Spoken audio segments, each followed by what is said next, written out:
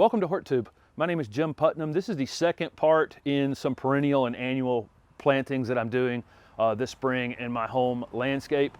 In the first video, I actually showed how to plant perennials in the ground. I talked about some drought tolerance issues, watering, maintenance, those kinds of things, and I kind of showed around what all I was going to be doing in these videos. This second one is a part shade space. I'm under a forest pansy redbud right here, and over here to my right is a big willow oak that I planted about 25 years ago, and it's got some size on it now, and it's definitely changed this space over time. This is the south side of my house, and it used to just absolutely just cook in this space, and now it's a nice, a really nice dappled shaded space. But it's definitely made me on this second round of landscaping on this property, made me adapt to to the changes in the space. This space right here is actually just going to be a big mix of Hosta and some Carex, the Southern Living Plant Collection Carex. I had these Carex varieties on my front porch in containers for, I guess, the last 6 or 8 months, and they perform beautifully through the winter as container plants. I'm in zone 7B, and those Carex will actually grow up to zone 5, and so that's kind of the perfect thing if you're container planting something and leaving it outside during the winter. You need something that's about 2 zones hardier than the zone that you're in. So that was the perfect choice to have those on my porch through the winter, and they were very, very colorful. I'll give you a close-up of them. But now it's time to sink them in the ground because they're root bound. Those containers that they're in, I'm going to plant some Coleus in. So that's what you're going to see in this video. I'm planting some begonias under that weeping willow here in a raised bed. They're annuals, and I plant annuals in raised spaces, pine bark and compost mix. And then in this space, the Hosta and the Carex. Most of these Hosta are ones that I grew when I had my nursery. These were the varieties that I grew, and I always grew them in these 3-gallon containers. If you get a Hosta like this that has that many pieces in it, they're easy to divide. I'm going to just plant these in the ground like they are, dig them back up later and divide pieces out of them. I may decide to grow some more at some point in the future. Some of the varieties that are in here, this is Blue Cadet. That blue one that's in that container is Blue Angel. There's a Summon Substance right there. That one's called Stained Glass. That's one of my absolute favorites. That yellow and that big leaf, that yellow variegation and that dark green edge. There's Guacamole back there, which has a similar variegation to Stained Glass, but the yellow's not quite as bright.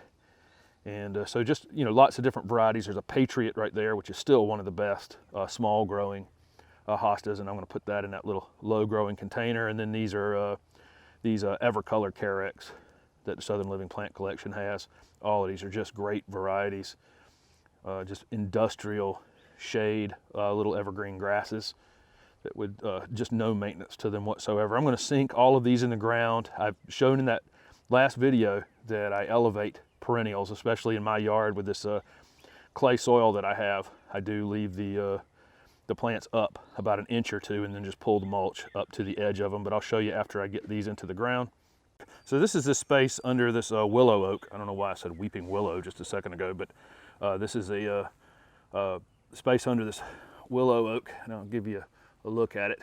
Absolutely beautiful, beautiful tree. I planted that as about a 3-foot tall whip, or a brand new little baby tree 20 years ago, and you wouldn't have believed how small it was. It was in a 1-gallon container when I planted it.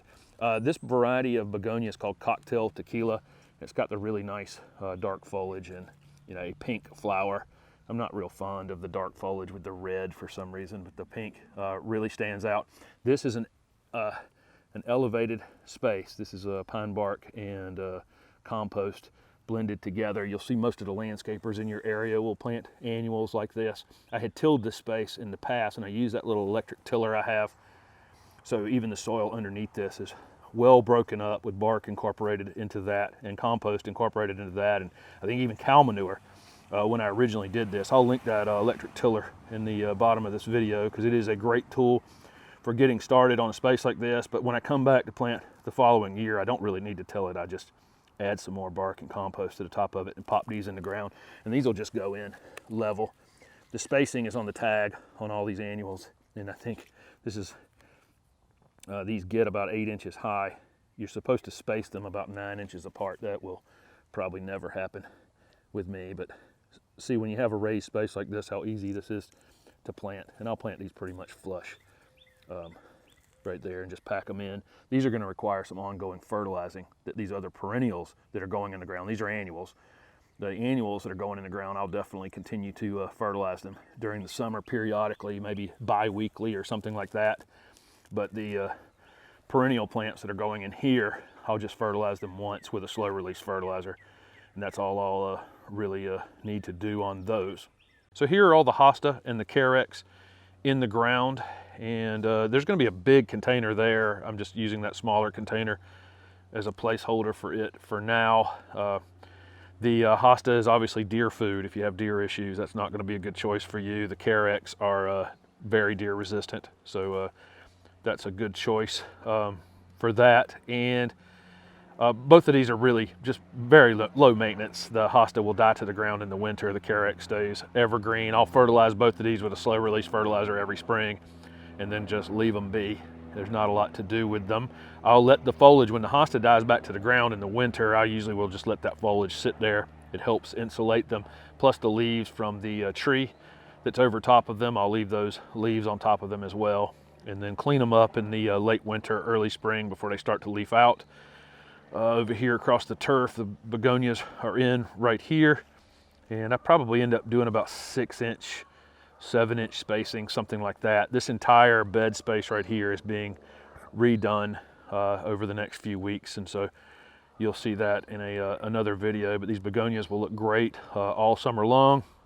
These are the pots right here from the Carex that I had on the front porch, and I'm using various Coleus in these containers. I still have to get them planted. I was just trying to match up which ones I wanted to use in the containers, but like I say, these are just various varieties of Coleus. This one right here is called Ruby Slipper, and I'm pairing it with this one right here called Pineapple Splash right there. And those two look really great together. You can go through the Coleus at any garden center or box store and just put them side by side and make sure that you know, that the colors match up on them, and then container plant them like I'm doing now, or put them into any shade garden or container plant garden for the summer. There's really nothing more showy. These don't need flowers. They will get little flower spikes eventually, but really they're not grown for that at all. They're grown for this beautiful foliage, and they're just as colorful to me as any flower. So those Coleus look great in those containers up on the front porch. This is the second video in this series of perennial and annual plantings. The fourth video will actually be container plants. A lot more containers going in, various perennials and annuals for those. The third video is more sun perennials and annuals over here on the kind of the southeast side of my house over there. But thank you very much for watching this video, and don't forget to subscribe to my channel to see the continuation of this project as I move toward actually putting in drip irrigation on all of these plants when I'm finished.